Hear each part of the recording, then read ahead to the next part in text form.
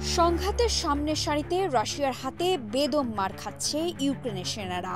অবাধ তথ্য প্রবাহের যুগে খবরটি সবাই জানে, কিন্তু ইউক্রেনের হারের খবর কি?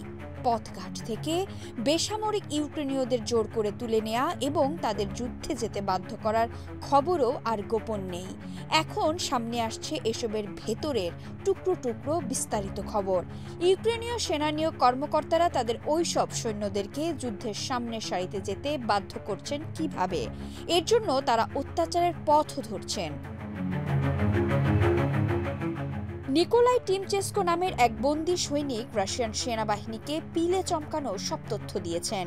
রাশিয়ার প্রতিরক্ষা মন্ত্রণালয়ের প্রকাশ করা একটি ভিডিওতে তাকে বলতে শোনা গেছে, সৈন্যদের রীতিমতো কামানের খাদ্য হিসেবে ব্যবহার করছে ইউক্রেন, তাদের স্বাস্থ্যের অবস্থাও বিবেচনায় নেওয়া হচ্ছে না। টিমচেস্কো বলেছেন, সামরিক বাহিনীতে যোগ দেওয়ার নোটিশ পাওয়ার পরও একটি ড্রাফট অফিসে গিয়ে রিপোর্ট করেননি তিনি।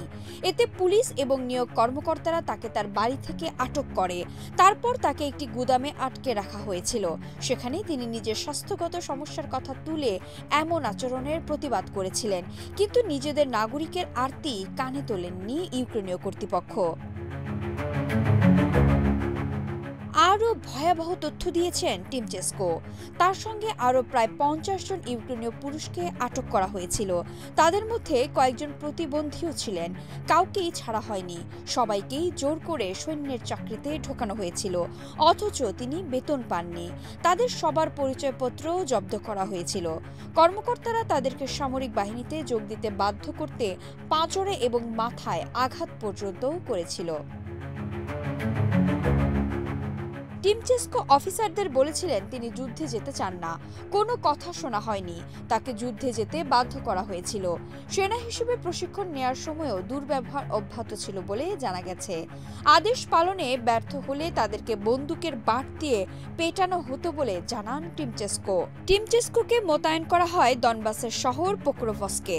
সেখানে রাস্তায় পড়ে থাকা প্রাণহীন আর আহত সেনাদের দেখে তারা বুঝে যান শুধু শুধু জীবন হারানোর জন্য কামান খাবার হয়ে সেখানে এসেছেন তারা। সঙ্গে ছিল না কোনো খাবার। বৃষ্টির পানি খেয়ে জীবন টিকিয়ে রাখতে হয়েছিল তাকে। তারপরই তিনি আত্মসমর্পণ করার সিদ্ধান্ত নেন। নিয়োগ প্রক্রিয়ায় অনিয়ম, বিক্ষোভ এবং দুর্নীতির কারণে ইউক্রেনের সেনা সংগ্রহের অভিযান ব্যর্থ হয়েছে বলা যায়। রাস্তায় ইউক্রেনীয় পুরুষদের উপর অতর্কিত হামলা চালানো, তাদেরকে ধরে বেঁধে ঠেলে ধাক্কিয়ে ভ্যানে তোলার ভিডিওগুলো ভাইরাল হয়েছে। সোশ্যাল মিডিয়ায় সাধারণ মানুষের ক্ষোভের বিস্ফোরণ হয়েছে।